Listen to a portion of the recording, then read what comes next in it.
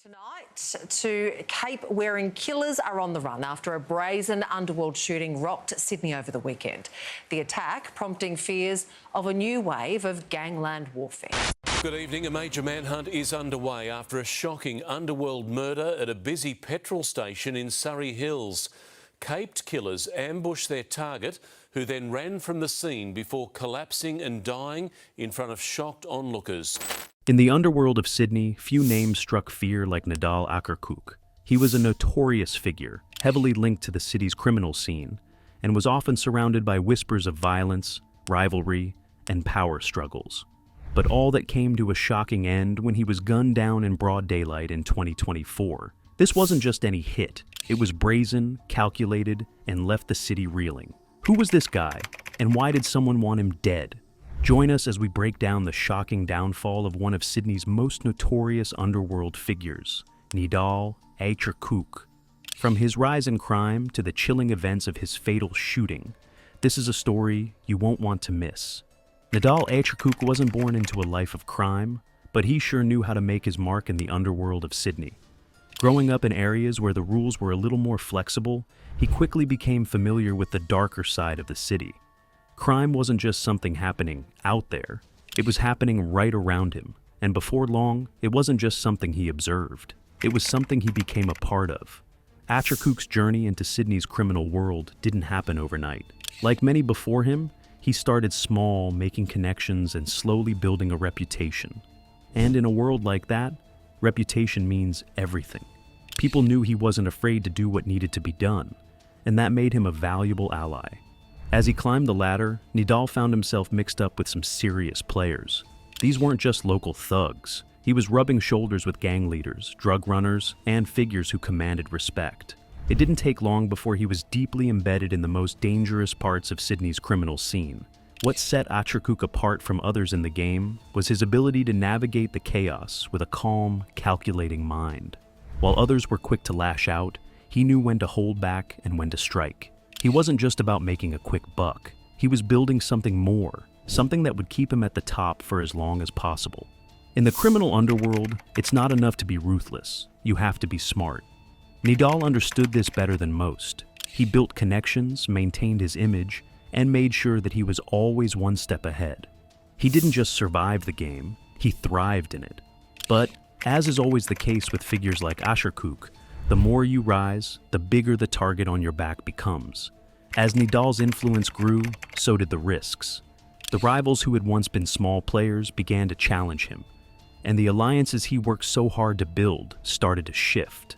Trust became a rare commodity in his world, and anyone could be a threat. Still, Acherkouk's rise wasn't all about violence or backstabbing. He knew how to make things happen without drawing too much attention. He was a quiet operator when needed, and that made him hard to pin down. Law enforcement had him on their radar, but he was skilled at staying just out of their reach. But being at the top in this world isn't without its dangers. Acherkouk had made enemies, and his enemies were growing bolder. In this game, one wrong move could lead to a fall from grace, and Nidal was fully aware of that. He'd seen it happen to others, and yet, he kept pushing forward, unwilling to back down. For him, it was all part of the life he had chosen. His story, though, wasn't just about making money or surviving the game. It was about power, how to get it, how to keep it, and how quickly it could slip away. Nidal Acherkouk had built something formidable in Sydney's criminal world.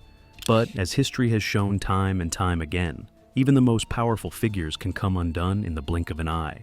As Nidal Acherkouk solidified his place in Sydney's criminal underworld, his empire began to take shape. What started as small-time deals quickly snowballed into something much bigger. He wasn't just getting by, he was thriving in a world where only the toughest, smartest, and most ruthless survive. He knew exactly where to strike and when to lay low, which made him a respected and feared figure among both allies and enemies alike. Acherkouk's operations were wide-ranging, and they weren't confined to the streets of Sydney alone. He was involved in everything from drug distribution to extortion. His ability to get things done, no matter how risky, set him apart from many others. He'd cultivated a network of associates who were just as cunning as he was, people who knew how to handle themselves when things got heated. But Nidal didn't just build his empire with raw power. He had a way of reading people, understanding their weaknesses, and using them to his advantage. There was no room for loyalty in his world. Everything was transactional. That wasn't to say he didn't have loyal people around him. It's just that loyalty was earned and not given freely. He surrounded himself with people who could help him stay ahead in a game that was constantly changing. Of course, as his power grew, so did the tension between him and other criminal figures. In this world, everyone's fighting for the same thing: dominance. Acherkouk had a reputation for being unpredictable, and that made him a wild card. While many criminals play it safe, keeping to their own little corners of the underworld, Acherkouk wasn't afraid to take risks. And it was those risks that allowed him to climb the ranks faster than most. One of the key players in his rise was his connection to a major drug syndicate. This wasn't just any run-of-the-mill street-level drug trade. This was a high-stakes operation that spanned multiple continents, and Acherkouk was right in the middle of it. His role in facilitating the movement of drugs and money made him an invaluable asset, not just to his criminal associates, but to everyone who relied on the success of the operation. But even in the world of crime, no one is untouchable forever. The more success Acherkouk saw, the more enemies he made. The criminal landscape in Sydney was constantly shifting, and the balance of power was never certain. One false move, one slip-up, and a fall from grace could happen in the blink of an eye. And that's exactly what was on the horizon for Acherkouk. As much as he had built his empire with brains and brawn, there were signs that the cracks were beginning to show. Rivalries were escalating, and his business partners were starting to look elsewhere. There were whispers about betrayals, and the tension that had been building for years was finally starting to come to a head.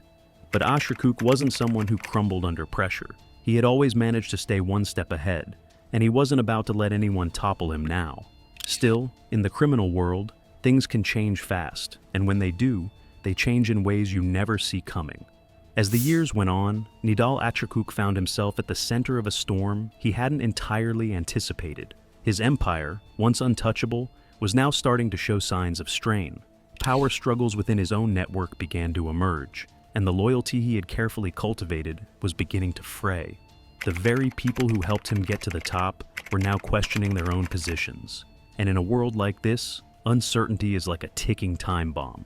For Acherkouk, maintaining control of his empire was all about keeping the balance, staying ahead of his rivals while ensuring his own team didn't turn on him. But even the most seasoned criminals can only juggle so many threats at once before something slips. And in a world where trust is a luxury you can't afford, cracks started to show in the foundation. Rival gangs began to take notice of Acherkouk's weakening grip. They knew that in a city like Sydney, where the underworld is always shifting, opportunities don't wait around for anyone. There were whispers about Acherkouk's ties to certain figures, and those whispers started to turn into threats. Some of his former associates saw him as a liability, and others saw him as an obstacle standing between them and more power. The pressure on Acherkouk mounted, and the stakes got higher. It wasn't just about running his operations anymore, it was about surviving.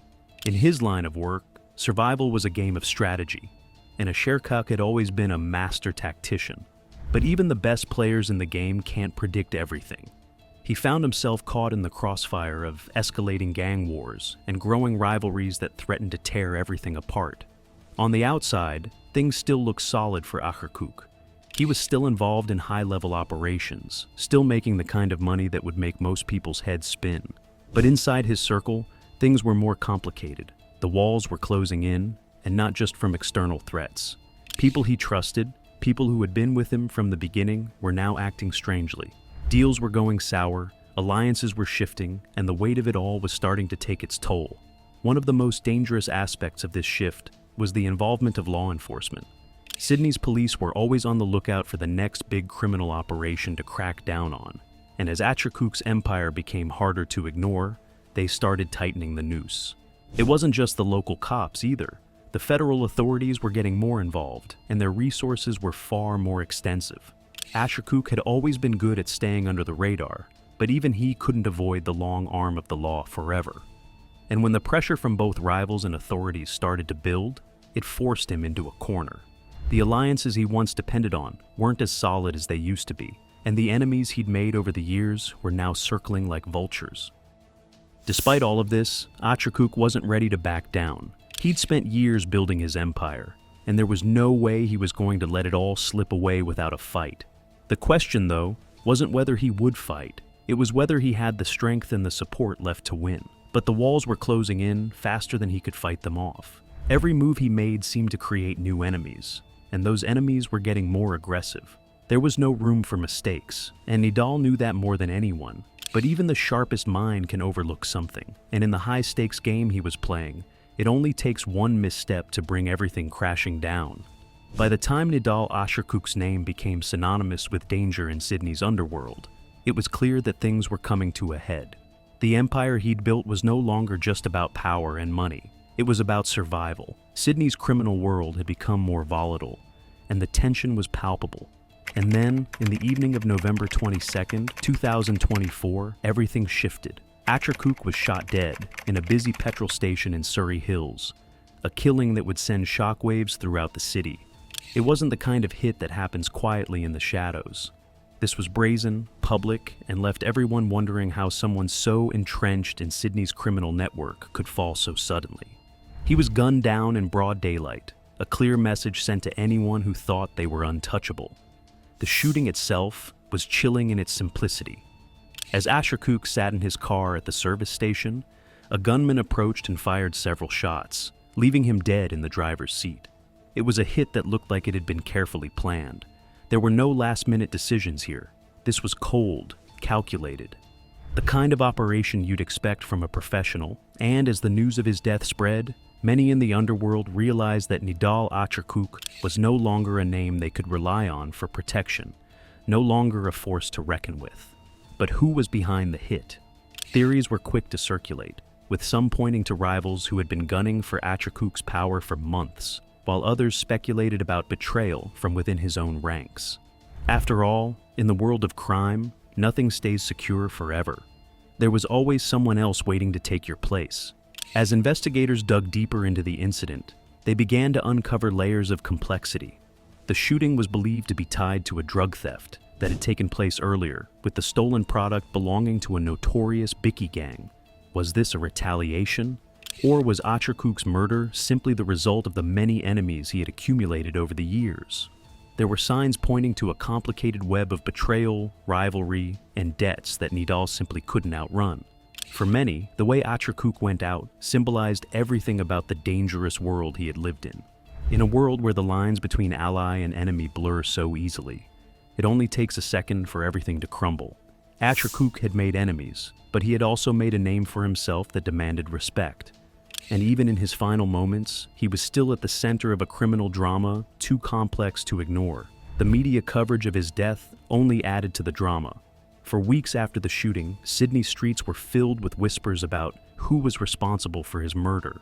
Many believed it was a rival gang that wanted to send a message to others in the underworld. Others thought it might have been a personal vendetta, a hit carried out by someone who had once been close to Acherkouk. The truth, as it often does in these situations, remained murky. In the days following the killing, police launched an investigation, but they faced a wall of silence. It's never easy to get answers in the criminal world, especially when people are too afraid to talk.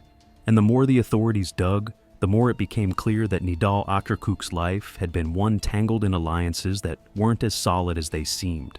Those who once trusted him were now the ones who might have been responsible for his downfall. But even as the investigation went on, one thing was certain. Nidal Acherkouk's death marked the end of an era in Sydney's underworld. The fear and respect he'd commanded for so long faded in the wake of his brutal murder, but his legacy remained. He was a symbol of a dangerous world where power, betrayal, and violence could come crashing down in an instant. Nidal Acherkouk's death didn't just mark the end of his life. It was the closing chapter on a story filled with power, betrayal, and the kind of tension that you can only find in the underworld. For those who had been watching from the shadows, it was a stark reminder that in the criminal world, even the most untouchable can fall. But what did Nidal Acherkouk leave behind? Was it just a trail of destruction, or was there more to his legacy? In the aftermath of his death, Sydney's criminal scene was never quite the same. His disappearance left a hole in the networks he once controlled, and while some tried to fill the power vacuum, no one really managed to carry his influence as effectively. The legacy of Acherkouk wasn't just about what he did. It was about how he did it. He was a calculated, clever operator who knew how to manipulate people, make deals, and control the game. That's what made him so dangerous, and that's what made his death so significant. But Acherkouk's downfall also served as a harsh reminder of the unpredictable nature of the underworld. One day, you're at the top, holding all the cards, and the next, you're gone. Just another casualty of a game that doesn't care who you are or how far you've come. His death was brutal, a hit that could have only been carried out by someone who knew his every move. And while his demise shocked the city, it wasn't entirely surprising. In a world where trust is fleeting and loyalty can be bought or betrayed in a heartbeat, the writing was always on the wall. As investigators continued to search for answers, the story of Acherkouk's rise and fall became just another chapter in the long history of Sydney's criminal underworld. His name would be whispered in the streets for years to come, a reminder of the price of power and the cost of living a life that's always one step away from disaster. He wasn't the first to fall in this world, and he certainly wouldn't be the last. But his death served as a cautionary tale to anyone who thought they could escape the game without paying the ultimate price. For some, Acherkouk will always be remembered as a man who had it all, at least for a while. He had money, influence, and power, but in the end, it all slipped through his fingers. For others, his death is a symbol of the risks inherent in the criminal world. No matter how high you climb, there's always someone waiting to pull you down. In the streets of Sydney, the story of Nidal Acherkouk lives on, not just in the whispers of his enemies, but in the legacy of fear and respect he left behind. His name became synonymous with the kind of ruthlessness and ambition that few could match. But it was also a reminder that in the end, the game always catches up with you.